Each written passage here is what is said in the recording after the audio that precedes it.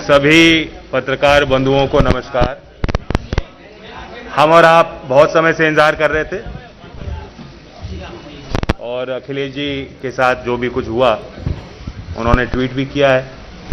खैर, हम और आप जिस उत्सुकता से इंतजार कर रहे थे, बहुत लोग संशय भी लगा रहे थे संगम होगा कि नहीं, लेकिन हमारा तो संगम पहले ही हो चुका है। हमारा निर्णय ठोस है। उत्तर प्रदेश में जो हम विकास करना चाहते हैं, जिस तरह से भाईचारा और चौधरी चरण सिंह का जो समीकरण था, मूल रूप से किसान का मेरा वर्ग को संगठित करना, जो उनकी मुख्य लड़ाई थी जीवन भर, उसे आगे बढ़ाने के लिए हमने गठबंधन किया है। और आज एक ही चेहरा है पूरे उत्तर प्रदेश में जिनके पास अनुभव भी है, विजन भी है और कार्य करने की क्षमता है। तो मैं आभार व्यक्त करता हूं और मुजफ्फरनगर की इस क्रांति भूमि पे, किसानों की धरती पे अखिलेश जी का स्वागत करता हूं।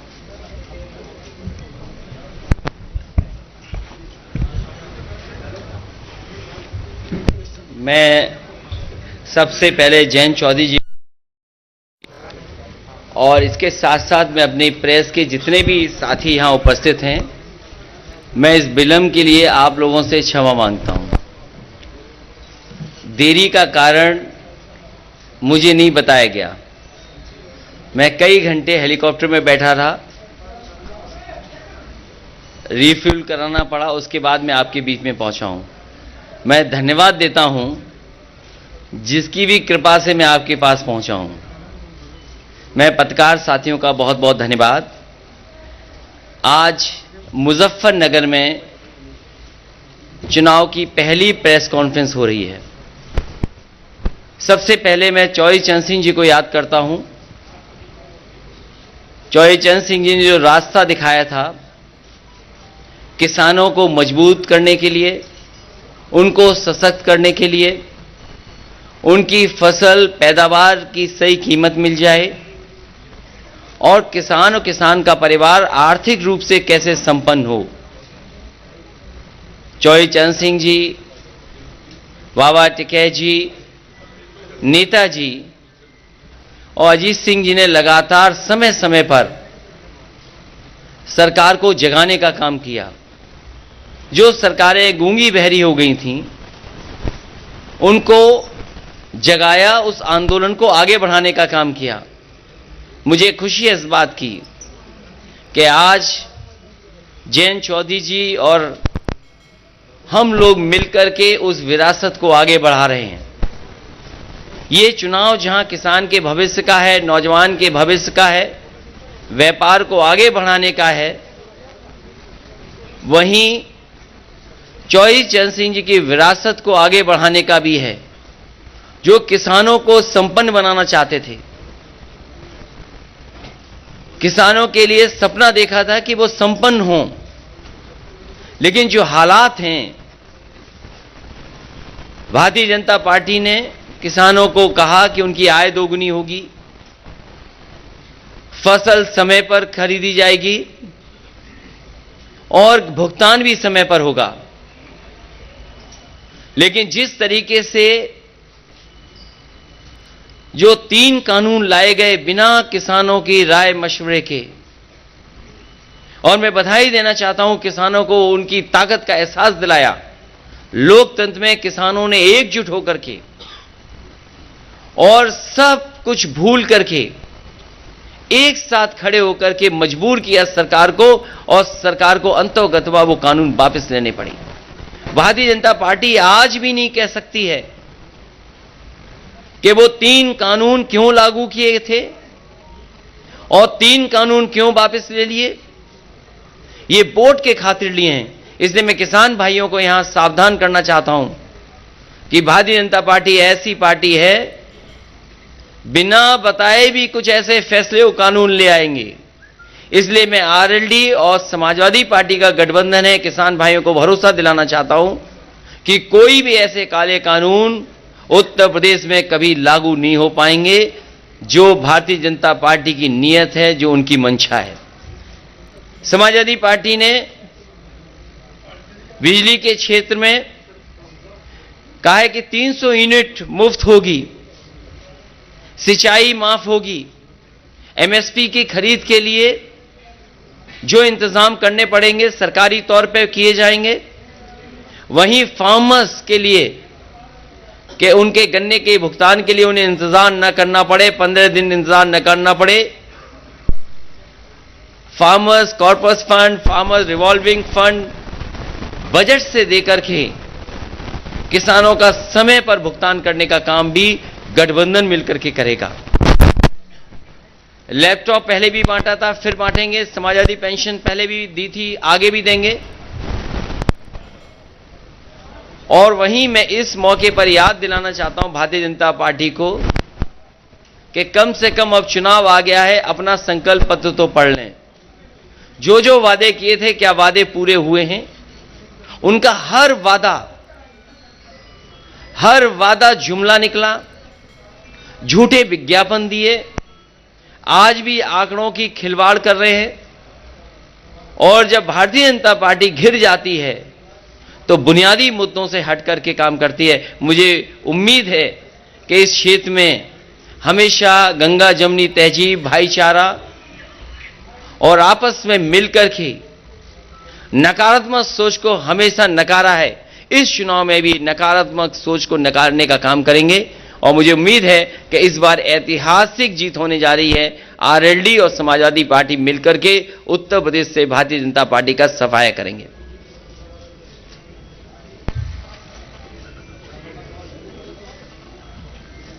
स्टोरी को क्या नाम देंगे? पहले तो यूपी के लड़के थे, बबुआ भतीजे थे, अब स्टोरी को क्या नाम देंगे? ये दोनों किसानों के बेटे हैं, किसानों के हक के लिए आखिरी वक्त तक लड़ेंगे।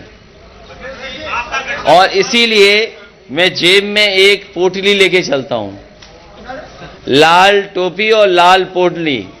ये अन्नदाता के पक्ष में हराने के लिए, उन्हें भगाने के लिए अन्न संकल्प लेकर के चलता हूं। मैं तो कहूंगा पत्रकार साथियों, अगर आप में भी कोई लेना चाहे तो अन्न संकल्प ले सकता है। हम सब तो ले चुके हैं, ले लिया अन्न संकल्प ले लिया हमारे अध्यक्ष जी और सब लोगों ने।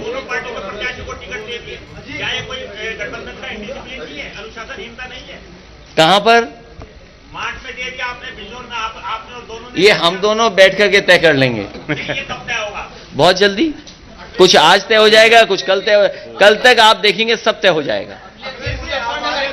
लगातार एक सवाल उठ रहा है, हर एक कार्यकर्ता से मैं भी, क्या मुस्लिम राजनीति को हाशिए पर रखा गया? किसी भी मुस्लिम प्रत्याशी को टिकट नहीं दिया गया, ये क्या सोचते हैं? ये गंगा जमुनी तहजीब है, गंगा जमुनी संस्कृति को मिल करके आगे बढ़ाने का काम कर रहे हैं। नेगेटिव पॉलिटिक्स को खत्म कर रहे हैं, नकारात्मक पॉलिटिक्स को खत्म कर रहे हैं।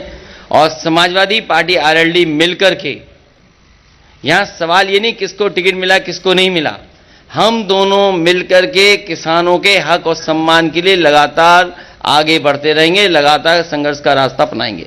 सवाल यह है कि पिछले एक सप्ताह से मुजफ्फरनगर में 2013 की वीडियो मैनिपुलेटिव करके और मनगढ़ंत बनाकर वायरल की जा रही है। बीजेपी के लीडर भी जब इलाके में जाते हैं तो वही बात याद दोहराते हैं, उनके बड़े लीडर भी ये कर रहे हैं। तो क्या मौलिकता के आधार पर विकास के मुद्दे पर भारतीय जनता पार्टी बहस से बच रही है? भारतीय जनता पार्टी अभी भी पुराने ही मुद्दे उठा रही है, उनके नेता पुराने ही सवाल उठा। कल भारतीय जनता पार्टी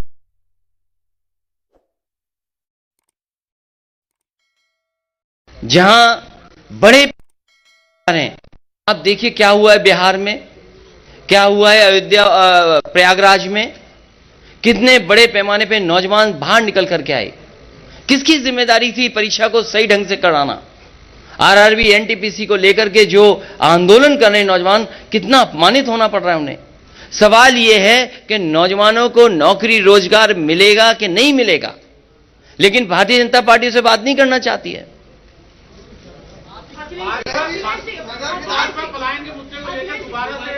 इस बार भारतीय जनता पार्टी का राजनीतिक पलायन होगा। और आपने देखा नहीं, हमारे बाबा मुख्यमंत्री का कैसा पलायन हुआ है।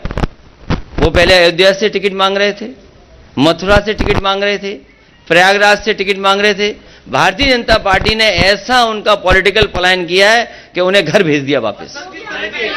इलेक्शन में जिस तरह के घोषित प्रतिबंध है सर, जिस तरह के घोषित अघोषित प्रतिबंध इलेक्शन पर है, आपको लगता है इस तरह की कल्पना आपने इलेक्शन की थी?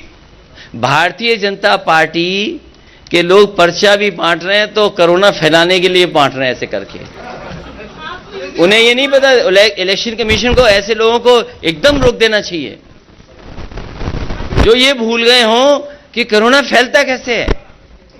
मुझे खुशी है यहां जितने भी पत्रकार बैठे हैं और हम लोग सब जो इलेक्शन कमीशन की गाइडलाइन है उसका पालन कर रहे हैं। सर 300 यूनिट की जो एक पर्चा बांटा जा रहा है सर, एक पर्चा बांटा जा रहा है, एक ही पर्चा बांटा जा रहा है सर, और कह रहे हैं कि हम सरदार पटेल के पुजारी हैं, अखिलेश सर एक पर्चा बांटा जा रहा है। ये प्रिविलेज अगर किसी पर है, किसी के स्टेटमेंट को ट्विस्ट करने का, तो भारतीय जनता पार्टी पर। भारतीय जनता पार्टी कुछ भी कर सकती है, कोई भी ट्विस्ट कर सकती है।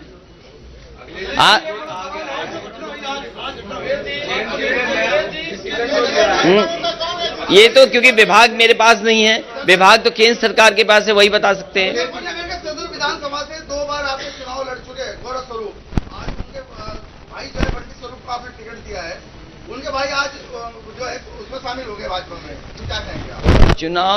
चुनाव से पहले बहुत सारे लोग जाते और आते हैं जिन पर व्यापक समर्थन था, जिनके पास व्यापक जन समर्थन, जनता खड़ी थी साथ। वो देखिए समाजवादियों के साथ आए कि नहीं आए, अभी तक उसकी भरपाई भारतीय जनता पार्टी नहीं कर पाई।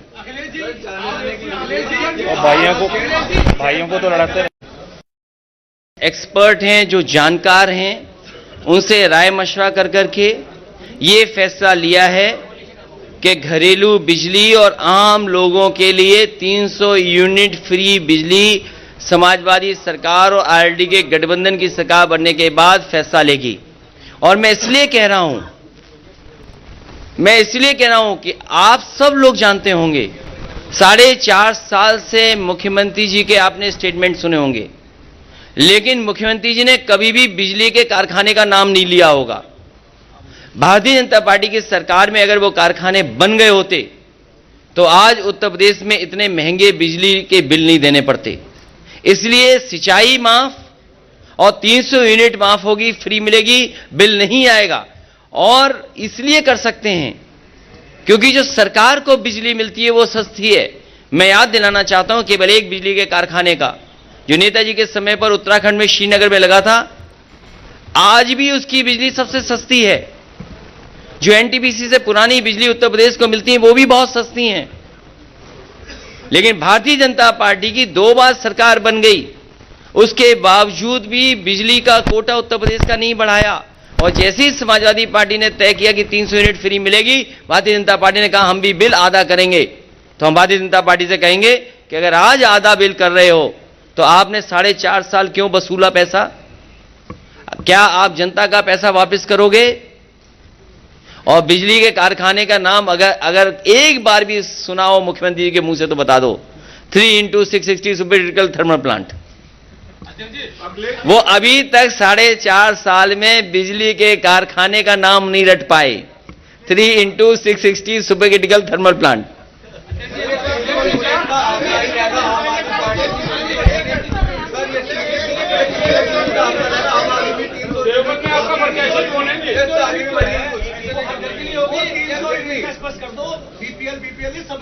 सबके लिए है, सबके लिए है।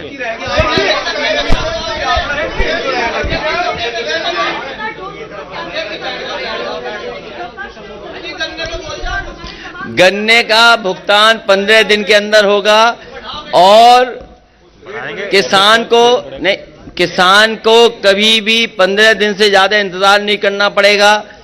कई बार पार्टियों ने ये वादे किए हैं, लेकिन समाजवादी पार्टी ने, अगर आपको याद होगा, जिस समय कारखानों को संकट से गुजरना पड़ रहा था, उस समय पहली बार 2000 करोड़ बजट से पैसा देकर के किसानों का भुगतान कराया था। इसीलिए मैंने कहा कि फार्मर्स कॉर्पस फंड अगर बनाना पड़ेगा तो तो बजट से फार्मर्स के लिए कॉर्पस फंड बनाया जाएगा, जिससे किसान को इंतजार न करना पड़े, किसान को चीनी मिल के सामने धरना देना न देना पड़े।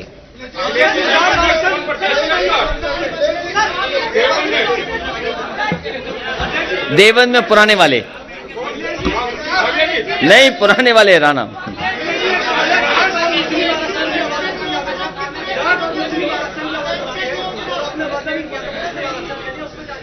देखिए, ये बड़े सवाल हैं, आरक्षण वाले बड़े सवाल है। मूल भावना से नहीं खिलवाड़ होनी है। और जिस समय समाजवादी सरकार थी तो लाभकारी योजनाओं में भी हर वर्ग के लोगों को आबादी के हिसाब से देने का प्रयास किया गया था।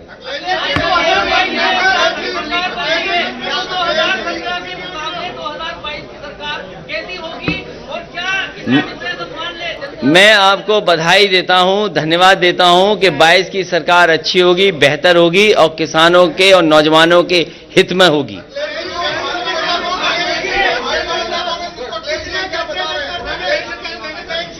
हाँ, मैं आपसे बहुत जिम्मेदारी के साथ ये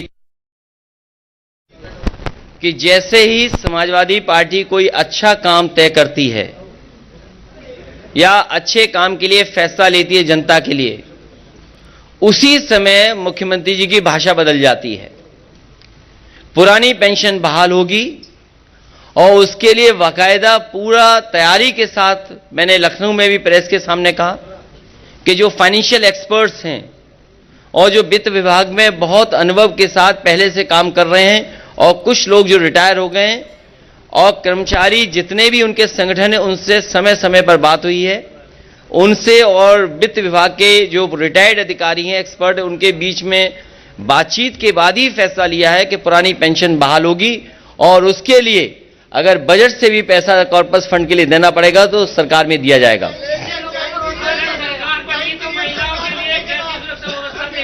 महिलाओं के लिए बेहतरीन सुरक्षा होगी। उनके लिए पहले भी सुरक्षा देने का काम समाजवादी सरकार में हुआ था।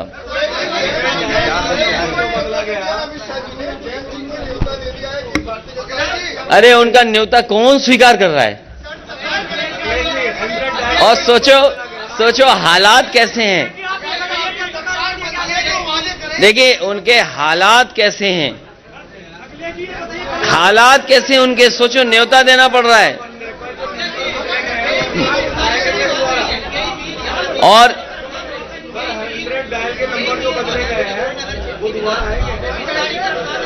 क्या चीज? मिल का विस्तार। जो मिल की कैपेसिटी का अगर विस्तार होगा तो वो तो तय होगा सरकार बनने के बाद। सरकार तो बनाओ आप। ये 100 नंबर जो बदल गया, इसमें गाड़ियां और दी जाएंगी, एम्बुलेंस बढ़ाई जाएंगी। राकेश जी को मैं समझा दूंगा, हमारे रथ में बैठेंगे। जो पत्रकार अपना सुझाव देंगे वो शामिल करेंगे, जो पत्रकार साथी कहेंगे और जो सुझाव देंगे, जो सुझाव मानने लायक होंगे वो स्वीकार किए जाएंगे। मैं पत्रकार साथियों से भी अपील करता हूं हमारी मदद करें। समय पर किसानों का एक क्षेत्र है, तो आपने बिजली की बात कर ली, सिंचाई की, या खाद को लेकर कोई बात कहेंगे सर? यूरिया की जो किल्लत और बात, समय पर खाद मिले, सस्ती कीटनाशक दवाइयां मिले और उनकी फसल को एमएसपी के लिए इंतजाम हो, प्रोक्योरमेंट हो, खरीद केंद्र बने, ये इंतजाम किया जाएगा। और साथ ही साथ किसान जो अपने गन्ने भुगतान के लिए समय समय पर उन्हें आंदोलन करना पड़ता है, इस बार आंदोलन नहीं करना पड़ेगा, कॉर्पस फंड बना करके उनका समय पर भुगतान होगा।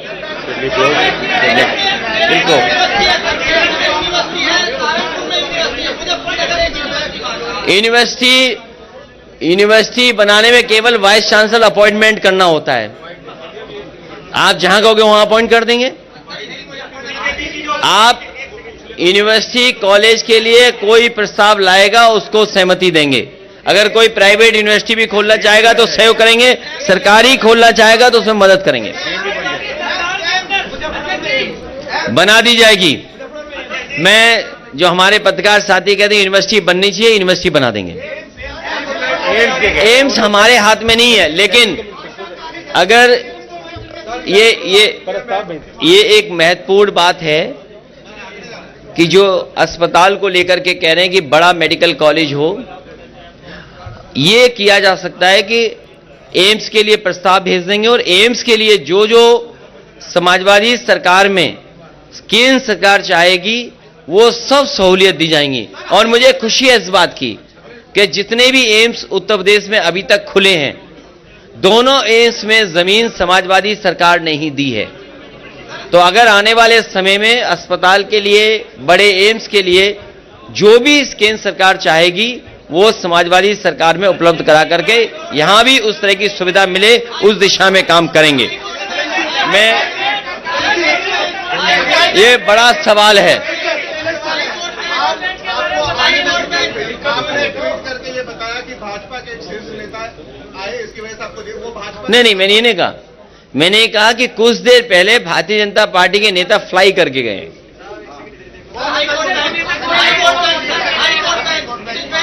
इस पे अभी नहीं बोल सकते हैं, सरकार बनने पर हम दोनों तय करेंगे। अच्छा, एक इसी का सवाल है। मैं आपको एक व्यवस्था से संबंधित बात बताना चाह रहा हूं। एक सवाल किया गया था कि चुनाव के नियमों का अनुपालन। कल हमारे बुढ़ाना क्षेत्र के जो प्रत्याशी हैं राजपाल बालियान जी, ऑनलाइन उन्होंने निवेदन किया ईसी में कि एक वीडियो वैन वो चलाना चाहते हैं। एक दिन बीत चुका है, अभी तक उन्हें अनुमति नहीं दी गई, जबकि बीजेपी की वैन आप देख रहे हैं पूरे प्रदेश में चलाई जा रही है। हमारे पार्टी के लोग, गठबंधन के लोग ऑब्जर्वर से मिलेंगे और हमें उम्मीद है कि इस तरह की जो शिकायत है उनका निस्तारण निष्पक्ष रूप से चुनाव आयोग के अधिकारी करें। और मैं आपको बताना चाहता हूं कि कर्मचारियों में बहुत भारी रोष है, नाराजगियां हैं सरकार से और उम्मीद के साथ गठबंधन की तरफ वो देख रहे हैं। ओपीएस की बात अखिलेश जी ने कही है, कई वादे हमने किए। आज स्थिति यह है कि पोस्टल बैलेट की व्यवस्था में अधिकारी उनके वोटर आई कार्ड मंगवा रहे हैं।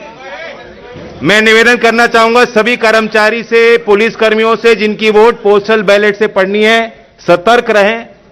बैलेट पेपर लेकर वोट बना के ही दें। अपने वोटर कार्ड को अधिकारी भी मांगे, उसको ऐसे ना दें। धन्यवाद। ये जयंत चौधरी जी ने ठीक बात कही है कि उत्तर प्रदेश के अधिकारियों को लगाया गया है कि वो दबाव बना करके और उनके वोटर आईडी ले लें या आधार कार्ड ले लें। और हो सकता है जिस तरीके से जिला पंचायत में अधिकारियों ने मन मर्जी से वोट दिलवाए थे, इसमें भी लोगों पर दबाव बना रहे हैं। हम भी लिख करके चुनाव आयोग को इस बात को देंगे। मैं इसके साथ साथ जो आरएलडी और समाजवादी पार्टी के प्रत्याशी हैं, मैं आपके माध्यम से यहां की जनता से अपील करना चाहता हूं कि समाजवादी पार्टी और आरएलडी के जो प्रत्याशी हैं उनको भारी बहुमत से जिताने का काम करें। चरथावल से पंकज मलिक जी चुनाव लड़ रहे हैं, बुढ़ाना से राजपाल बालियान चुनाव लड़ रहे हैं, पुरकाजी से अनिल कुमार चुनाव लड़ रहे हैं, मुजफ्फरनगर शहर से सौरभ स्वरूप चुनाव लड़ रहे हैं, मीरापुर से चंदन चौहान चुनाव लड़ रहे हैं, खतौली से राजपाल सैनी जी चुनाव लड़ रहे हैं। मुझे उम्मीद है कि यहाँ की जनता हमारा और जयंत चौधरी जी की दोनों की अपील पर इनको भारी बहुमत से जिताने का काम करेंगे। जो जो वादे हम लोगों ने मिलकर के किए हैं उन वादों को पूरा करने का काम हम लोग करेंगे।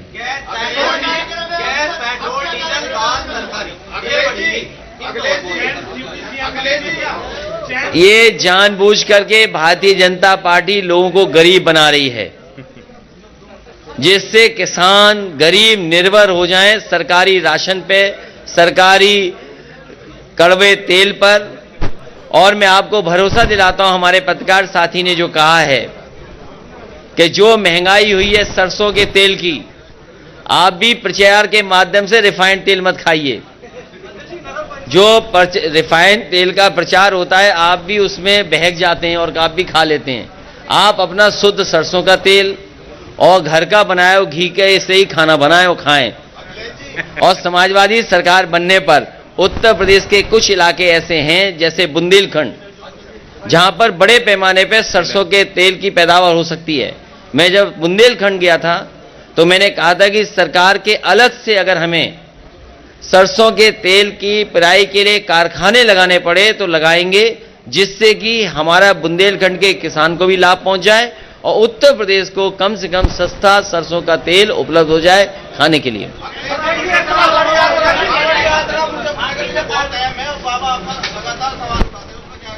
बाबा जी कुछ जानते नहीं हैं।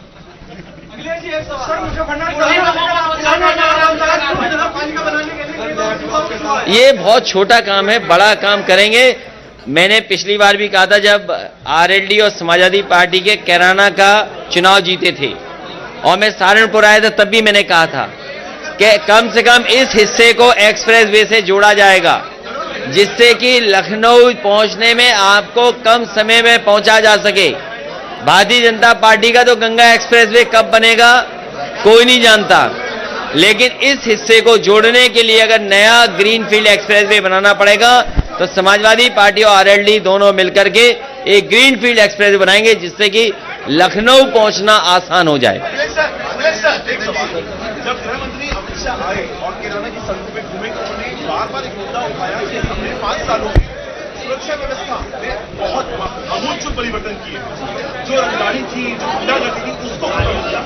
जाहिर तौर पर निशाना अपनी सरकार पर था, पूर्ववर्ती सरकार। मैं ये कह सकता हूं कि जिस विभाग के वो मंत्री हैं उस विभाग के आंकड़े उनको पलट करके देखना चाहिए, और जब उसके आंकड़े देखेंगे तो पाएंगे कि सबसे खराब कानून व्यवस्था में अगर कोई प्रदेश है तो उत्तर प्रदेश है, और वहीं बड़े पैमाने पर भेदभाव हुआ है।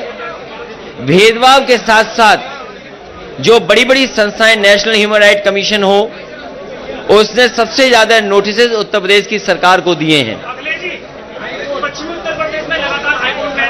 कह तो दिया हम दोनों मिलकर के तय कर लेंगे।